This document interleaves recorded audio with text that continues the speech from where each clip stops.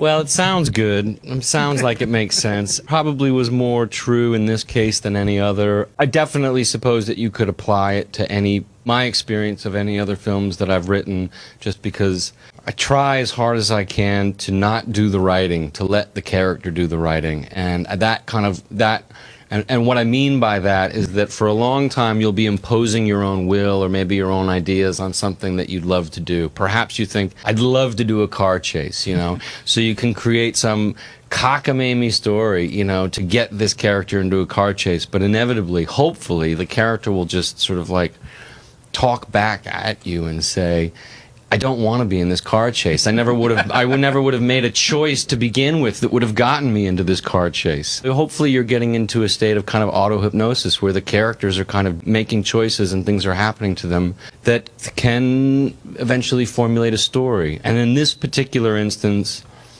I had lots of bits and pieces, and I think the film ultimately is kind of episodic. And that was a kind of a thing to go with, you know, was to kind of not to step outside of something that was so plot driven or so traditionally driven, and let the kind of, how do you deal with the drifter who's the center of your story? Your story inevitably will drift, and you've either got to kind of take it like a man and hope an audience goes with it, or not. I'm sorry, but I can't take this interview straight. That's great.